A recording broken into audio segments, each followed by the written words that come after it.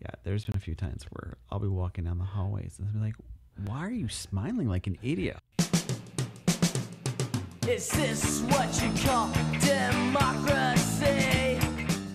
Welcome back to Poutine Politics, Canadian issues served with cheese curds. My name's Adam. My name's Mike. Today, we're going to talk a little bit more current affairs and a little bit more Alberta. Why does Alberta become our focus? I don't know. Why has Alberta become our focus? Because there's nothing in Saskatchewan. BC's covered by a mountain. I can't speak French.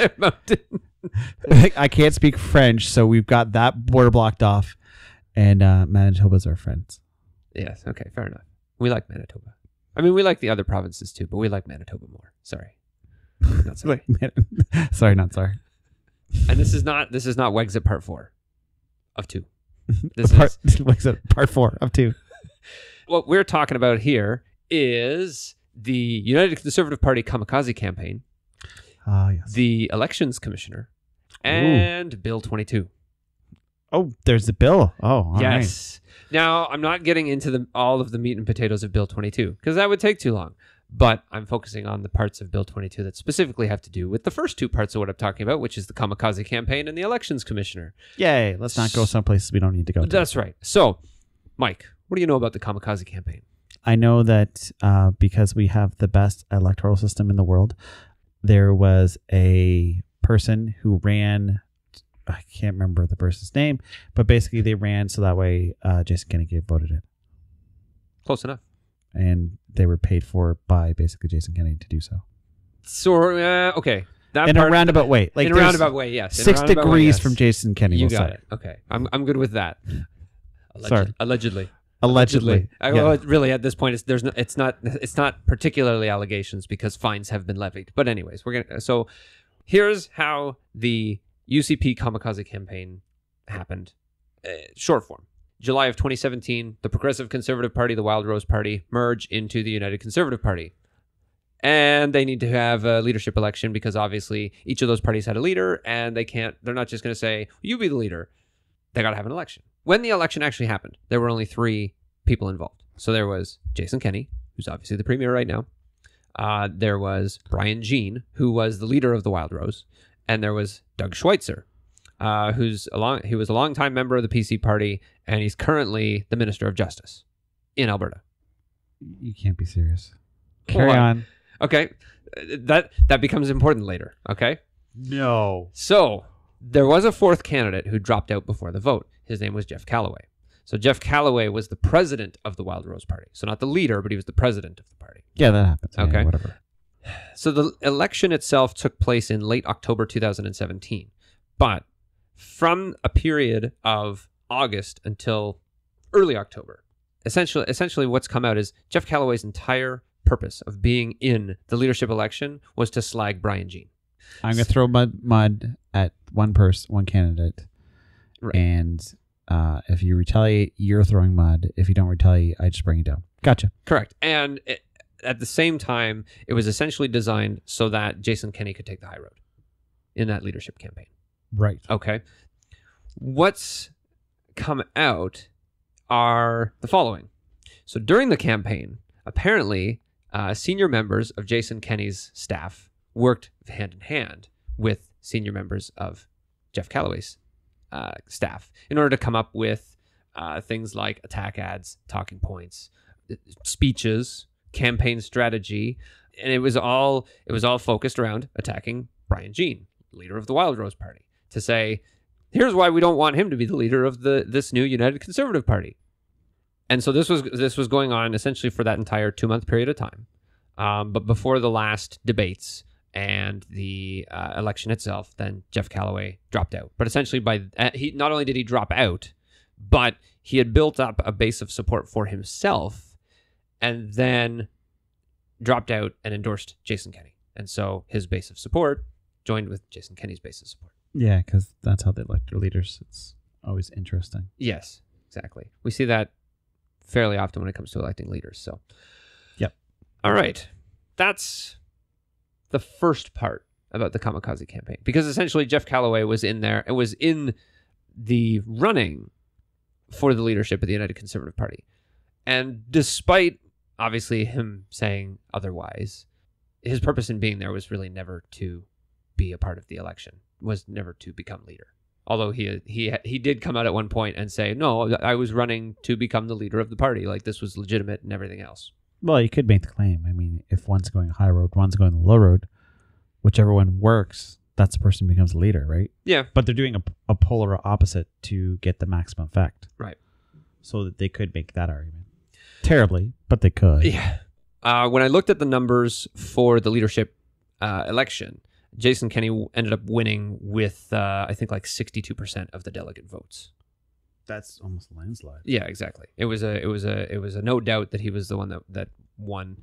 Brian Jean, I think, was somewhere in like the low 30s, and then Doug Schweitzer made up the rest. It was like 7 or 8% or something like that. Like Right.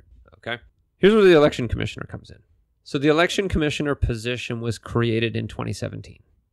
Before, or I guess somewhat around the time of the merger of the two parties, but before the leadership election, like before the campaign really kicked off. Right. Okay. What the election commissioner's responsibility initially was the enforcement of provincial election law, so making sure that elections are handled properly, smoothly. Right. And then they added oversight on campaign financing, third-party advertising, and other things to do with money. Is it a provincial election? Provincial election, yes. This was a provincial position. Oh, okay. Yeah, okay. Yeah, sure. It was essentially around that time when the NDP added the responsibility to this position of looking into campaign financing rules and such, that the investigation into the United Conservative Party really started. Now, the argument that people have against the election commissioner position is that Alberta also has a chief electoral officer. Okay. And it kind of sounds like a doubled up role, I guess. Right. The other important part is that the election commissioner is a completely impartial position, and the person was appointed by the lieutenant governor of the province. Okay. So the lieutenant governor is like the governor general for the federal government. It's the quote unquote head of state, as it were, for the province, the connection to the queen, for lack of a better term. With me so far? Oh, I am. I mean, the investigation. So what was determined as a part of this investigation was that there were contributions of money made to Jeff Callaway's campaign that violated the rules in regards to donations, political donations. Okay. Corporations, businesses can't make donations. Same as the federal government. Yeah. It's come out that there were businesses that made donations either directly or by providing money to individuals who clearly did not have the money themselves to make the donation. Right. Okay.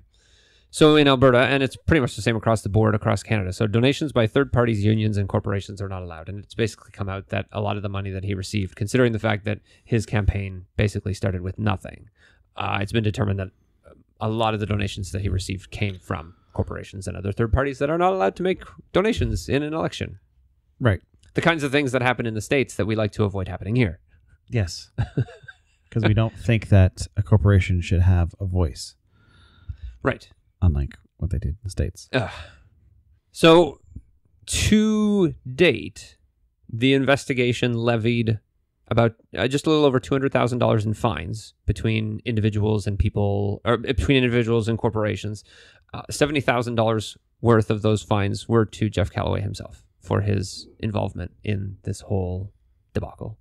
Unless he's doing time, who cares about the fines? Yeah, well, that's the problem, is that he's probably not going to do time. He's going to get fines, and that's about it. Yeah, well, that's not going to do him any harm. Right. It's not going to discourage anyone else. Yeah.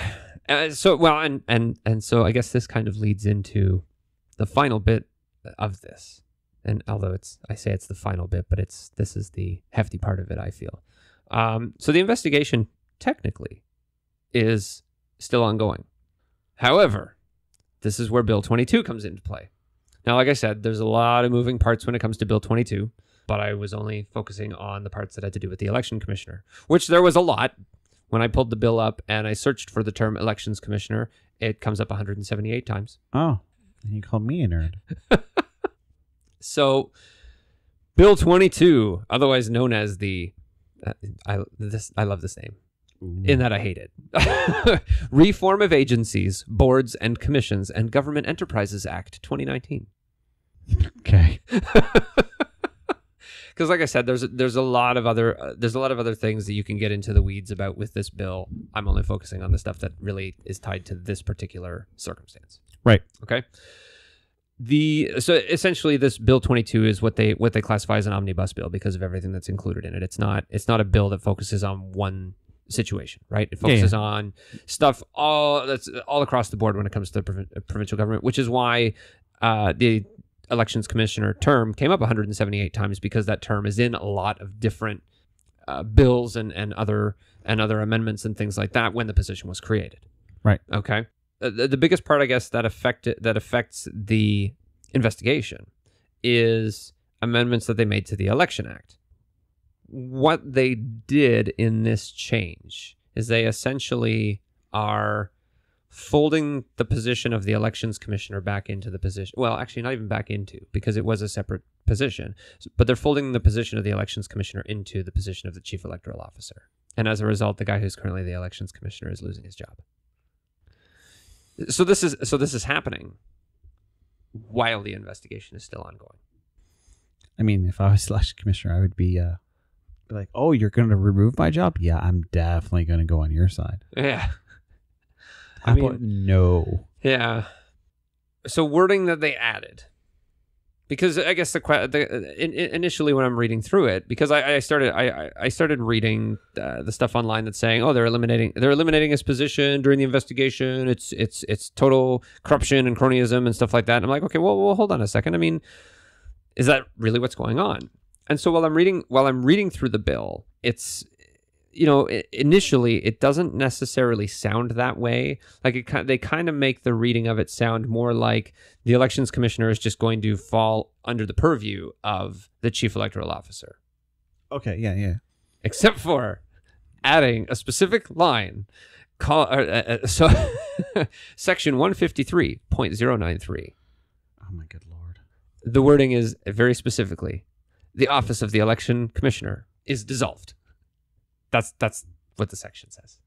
The office of the election commission is dissolved? Yes. So this Wow. elections commissioner who has been investigating this whole Kamikaze campaign situation, the position's gone. And the UCP is selling it as, well, it'll save $1 million over the next 5 years because the guy's salary was $200,000. Never mind the fact that just in this one situation, he already levied $200,000 in fines. So he's already paid 1 year's salary in an investigation that has not taken a year. So he's breaking even. Yeah, he's actually up. Yeah. And then the next line that they added was essentially saying that all properties and responsibilities of the office of the elections commissioner is now the property of the office of the chief electoral officer. So that's where they're saying, well, the chief electoral officer can continue the investigation. Except then I also learned that the current chief electoral officer in Alberta, their contract runs out in 5 months. And I believe the person that's chosen for that position is chosen by the government as opposed to the lieutenant governor. Oh, so there'll be no bias when Jason Kenney selects somebody to investigate him. Right. Right, of course. Yeah, of course. No. I mean, assuming that the investigation is still going on in 5 months. Yeah. No, Yeah. it'll still be going on. Absolutely. No, it'll be fine. To go back to the bill. So I'm assuming that somebody was working on drafting this bill for a while. Well, yeah. Okay, because they take time. Considering the fact that the UCP was elected in April, when do you think this bill was introduced into the legislature? September. First reading was November 18th. First reading is November 18th. First reading was November 18th. 5 days ago? We're recording this on November 23rd. It went from first reading to passing, from first reading to third reading by the 21st of November. That's insane. Now, when I made these notes on the evening of the 21st. And so at that time, what people were talking about was it's still possible that the bill won't go through because in order for it to become law, it has to receive royal assent from the lieutenant governor. And that happened on November 22nd. Wow. These kinds of things, like the kinds of bills that generally go through that fast, are usually over emergency situations. Well, this is an emergency situation for Jason Kenney. For Jason Kenney, yes, exactly. It's an emergency situation to the people being investigated. God, I love it when right-wing people do this. It makes me so happy. There's a difference between right-wing politics and central politics. Right-wing politicians are like, that's against the law. Let's change the law. That sounds like a you problem. Central politicians are like, wait, let's just bury this. We'll pretend it's over here. We'll just keep burying it and burying it and burying it. We're pretending. No, the numbers are fine. They're good. Nothing's going on here. Let's go down here. Look over there. And that's the difference between the two politics. Yes. Yeah. Oh, man. On the one hand, it doesn't sound like there's a ton to the story, but it's just how the story kind of resolved. There is an assumption here, but could he be more guilty? Yeah, like, I know. If you don't rush it, well, one, it'd probably get just absolutely like everyone would be like, what are you doing? And screaming up in arms about it. But you rush it, so you just seem like the most guilty person in the world. Yeah. Oh, okay. Hold on though. One other thing that takes the cake with the whole voting or with the bill passing. Remember how I mentioned that Doug Schweitzer is currently the Minister of Justice in Alberta? Yeah, that's great. Okay. And the Solicitor General, right? Because it's a combined position, just like in the federal government, Minister of Justice and Attorney General. So the one that can do anything to investigate. Yeah. That guy. Yeah, that guy. There's obviously a conflicts of interest act as well. Okay. Mm-hmm. And so when you think about, like, there's a lot of other things in this bill, which actually also included some amendments to the Conflicts of Interest Act and some amendments when it comes to certain pension plans. And I think the Alberta Investment Management Corporation and like a whole bunch of different stuff. So not even necessarily just pertaining to this section, but there was enough in this bill that people were saying that I think there were at least 7 or 8 different MLAs for the UCP that should have essentially abstained from voting because of conflicts of interest. Right. They didn't. Well, no. Including Doug Schweitzer. That's good. Yeah. No. We don't abstain from voting. No. Isn't Jason Kenney shouldn't he be abstained from it too? Oh, well, he technically did abstain from voting. Oh, good for him. Because do you know where he was at the time? Where? In Texas. Jesus Christ. For the entire week. He was in Texas. He was in Texas on a trade trip, trying to sell the virtues of Alberta's ethical oil and gas to Texas, and saying, "We need more business. Come to Alberta." Jason Kenney in Texas. He was out of the province for the entire week, at least until Friday, until after third reading. Like so that he could essentially be in a position that he would not be able to vote for this bill because he wasn't in the legislature. Again, Jason Kenney, wow, like you know how to be a conservative through and through, dude. Like my hat goes off to you. How do you avoid conflicts of interest? Don't be the problem. Just don't be there. I didn't put through the bill. I didn't have anything to do with it. You can't blame this on me. That's genius. You can't even come back on him. No. He wasn't there. He had nothing to do with the bill. You can't prove that he has anything to do with the bill because the person should be in conflict of interest is his Minister of Justice. Minister of Justice. Yeah. The last little icing on the cake for this one for me, because I was on Twitter earlier today. That's your own. I know, yes. And what was it? It was something that somebody retweeted. And it was a tweet from Doug Schweitzer, and I'm like, I'm gonna go take a look at this. So it was kind of a very quick back and forth between him and an NDP MLA, and essentially talking about the whole conflict of interest thing. And because the NDP MLA was like, you have a conflict of interest with this. Why didn't you abstain from the vote? And after a couple of tweets back and forth, Doug's final answer to this argument was all caps. It's important that it's in all caps because that means you're serious. No conflict. That was Right. the tweet. That isn't all caps basically the same thing as insulting somebody. Yes. Whenever you're online, if you insult somebody or you put in all caps, you've lost the argument Well, because you have nothing actually concrete to say. You're yelling. Exactly. You have nothing. Your argument is invalid, and so this is how you get your point across is by yelling and browbeating and things like that. That's a pretty good look for the Minister of Justice for Alberta, right? Oh, Especially in like the Trumpian all caps short tweet. No conflict. So I responded to it with my own all caps tweet. Read the transcripts. This is why I don't go on Twitter. I would.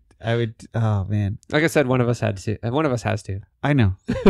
I'm sorry, peoples. I'm sorry, my peoples that are listening to me that want me to be on Twitter and hopefully experience my quick wit. I can't do Twitter because there's not enough characters for me to point out stupidity.